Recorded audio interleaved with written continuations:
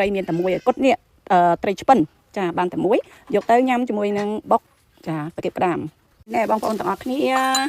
តាគៀបក្តាមចាបន្លែរួចរាល់អស់ហើយខ្ញុំដាក់គ្រឿងកៅចូលក្នុងត្បាល់ឲ្យហើយនេះខ្ញុំមានអំបិលហើយមានម្សៅស៊ុបបន្តិចមានស្ករបន្តិចហើយនឹងម្ទេសគឺដាក់បញ្ចូលគ្នាហើយបុកយកតែម្ដងចាយើងបុកបញ្ចូលគ្នាអញ្ចឹងណានេះណែ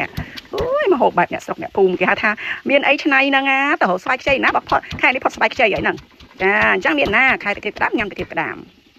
ចារួចរាល់ហើយបងប្អូនទាំងអស់គ្នារួចរាល់អស់ហើយបងប្អូនទាំងអស់គ្នាត្រីចៀនជាមួយនឹងចាតាគៀបក្តាមអាហារថ្ងៃត្រង់ស្ងោរជ្រក់ត្រីងៀតរួចរាល់ហើយដែរញ៉ាំហើយនឹងប្រហុកខ្ទិហើយនឹងបាយអង្ករសម្រូបចាស្នាដៃធ្វើខ្លួនឯងអាហារថ្ងៃត្រង់គឺបែបហ្នឹងដូច buffet ចឹងនេះអាហារថ្ងៃត្រង់ក្លែមជាមួយនឹងទេសភាពជើងភ្នំអូខេតំណងអត់បងប្អូនអាហារថ្ងៃត្រង់បែបអ្នកជនបទរបស់ខ្ញុំអាហារថ្ងៃត្រង់អ្នកជនបទហ្នឹងក៏មកហូប4មុខនេះមកហូបស្អាតឆ្នៃទាំងអស់មានអីធ្វើហ្នឹងគាត់ថាមិញនេះអត់បានបង្ហាញជូនផុកទីទេដោយសារអីផុកទីយកមកពីស្លឹកឈូកចាប៉ុន្តែស្លមកជូស្លស្ងោរជ្រក់ត្រីងៀតហ្នឹងគឺឆ្នៃភ្លាមៗដើម្បីមានស្លហើយត្រីនេះគឺឆ្នៃភ្លាមៗរហូតបាននៅក្នុងព្រែកនេះហើយលក់គឺជូហ្នឹងគៀបក្តាមហ្នឹងនឹកឃើញហ្មងអូខេ